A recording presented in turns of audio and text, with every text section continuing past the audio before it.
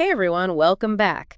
Today we're diving into something that, well, kind of impacts all of us, right? The economy. It's definitely something we all have to deal with, that's for sure. You brought us Cold War 2.0, Dawn of the Asian Millennium by Andranik Aghazarian, and specifically you want to unpack the 2020 financial crash. Right, and Aghazarian, he doesn't really hold back. He really doesn't. I mean, comparing the 2020 crash to the Cassandra myth from Greek mythology, that's a pretty bold way to kick things off. It definitely caught my eye. Now, I gotta be honest, my first thought was, okay, how do ancient myths and modern-day financial crashes even connect? Help me out here. Well, for those who might not be familiar, Cassandra was this Trojan princess, right? She had this gift of prophecy. She could see the future. But she was cursed. Cursed. In what way? To never be believed. Oh, wow. So she could see what was coming, but no one would listen. That's rough. Exactly. Imagine knowing something terrible was going to happen, but no matter how hard you tried to warn people, they wouldn't listen. And Aghazarian, he's saying that's kind of what happened leading up to the 2020 crash. All the warning signs were there, but people either didn't see him or they just chose to ignore him. Precisely. So are we talking about a massive case of I told you so, except like on a global scale with very real consequences? That's a pretty good way to put it. And Aghazarian, he backs up this whole Cassandra theory with, well, evidence. Like, he dives deep into this concept of junk debt. Basically, we're talking about all these risky loans being handed out left and right. Risky how? Like people who probably shouldn't have been getting loans were getting them. Worse, Aghazarian actually says that newborns and even deceased people were getting approved for credit. I mean, that's how overloaded the system was with bad debt. Hold on, newborns. And not dead people. That sounds more like something out of a dark comedy than real life. That's exactly Aghazarian's point, though, right? He's painting this picture of how absurd and out of control things had become. This wasn't just a couple of bad apples. We're talking about an entire system teetering on the edge of collapse. Okay, so you've got all this junk debt floating around. Did anyone see it coming? Was anyone shouting, hey, this house of cards is about to fall? They were, but according to Aghazarian, they were pretty much ignored. Ignored by whom? Everyone. Or, well, a lot of people. He says those who did see the crash coming, they tried to sound the alarm, but they were dismissed. Called doomsayers, just like Cassandra. Wow, so their warnings, they just fell on deaf ears. What about the media? Were they covering any of this? Well, Aghazarian is pretty critical of the media's role in all of this. What does he say? He says that instead of acknowledging the warning signs, the very real problems, they were too busy pushing this back to normal narrative. So instead of raising the alarm, they're telling everyone to stay calm, everything's fine. Right.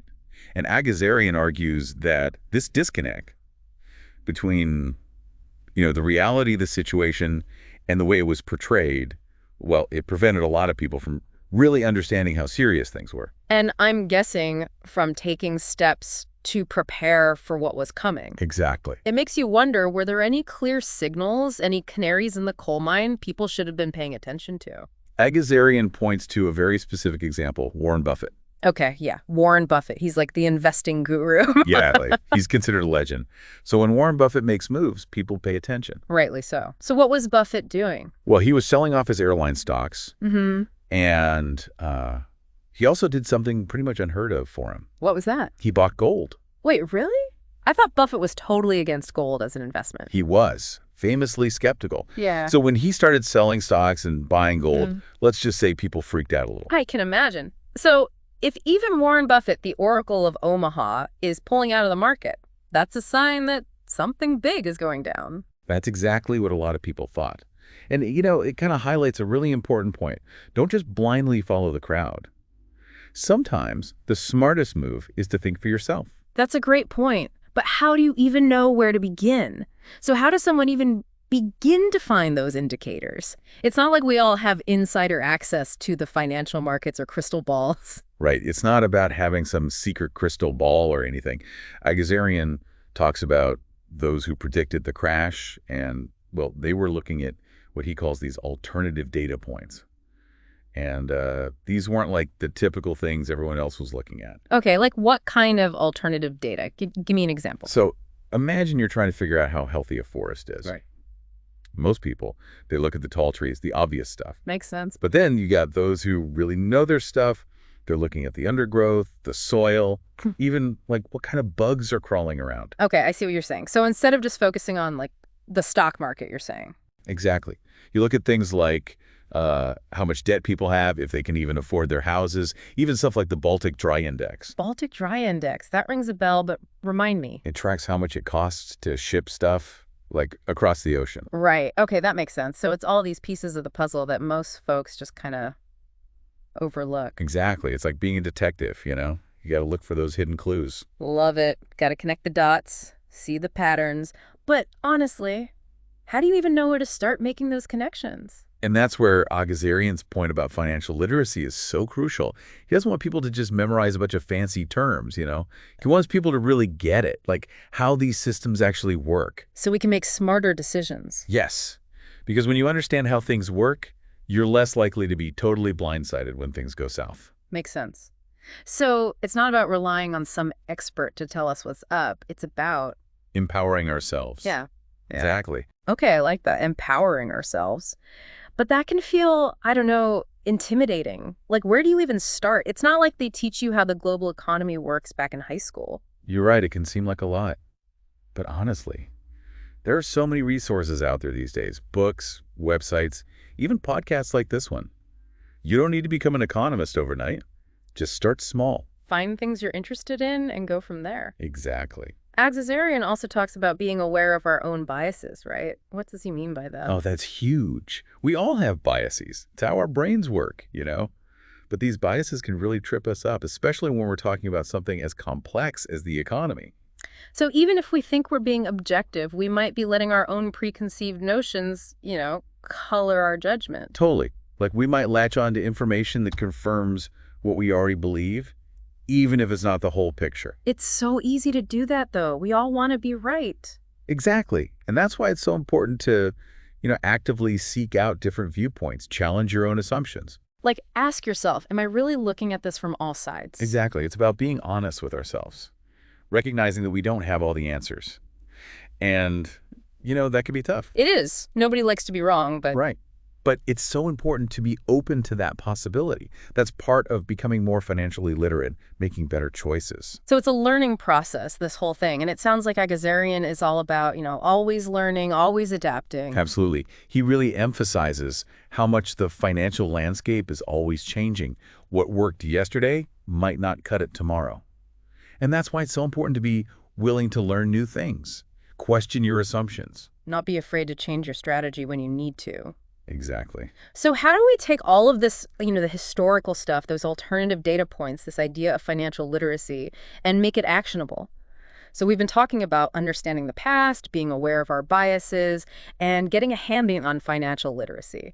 But how do we actually use all of this? It can feel kind of overwhelming, like, where do you even start? Yeah, it's definitely not always easy. But Aghazarian, he offers this framework for thinking about it. He says, instead of just reacting to things as they happen, we got to be more proactive. We got to anticipate change and be ready to adapt. He calls it building financial resilience. Financial resilience, I like that. It has a nice ring to it. But what does that actually look like day to day? Well, think of it like this. It's about constantly questioning. Like, don't just accept everything you hear, even if it's coming from someone who seems reliable, So do your own digging. Exactly. Look for those alternative data points we were talking about. Come to your own conclusions. Be your own financial detective. Exactly. And don't be afraid to branch out. I mean, this goes for your investments, but also for your information. Don't put all your eggs in one basket. Right. Seek out different points of view. Challenge yourself. No one has all the answers. Okay, I get that. But what about those of us who aren't like financial wizards? How are we supposed to know what information is even reliable? Or, what questions to ask in the first place? That's where building that financial literacy comes in. And remember, it's a process, right? Start with the basics. Learn how interest rates work, what inflation actually means, how the stock market does its thing. There are tons of resources out there, online, in libraries, that break all this stuff down. So you don't need to be a genius, just start learning. Exactly. And, financial resilience isn't just about dodging those financial downturns. It's also about being in a position to seize those opportunities when they come knocking. So it's not just about defense, it's about being ready to play some offense too. Exactly. By staying informed, thinking critically, and, adapting to how things are always changing, you're not just getting by. You're thriving. You're in the driver's seat. That's a great point. Aghazarian's work, it makes you realize just how powerful knowledge can be, especially when it comes to, the whole financial world. He definitely hammers that home. Yeah. And what I really appreciate is that he doesn't just talk about this stuff in theory. He gives you actual tools, frameworks that anyone can use to make better decisions. I think that's what's made this deep dive so insightful. Cold War 2.0, it's given us a lot to think about. The 2020 crash, all the lessons we can learn from it. But I think even more importantly, he's given us a way forward, right?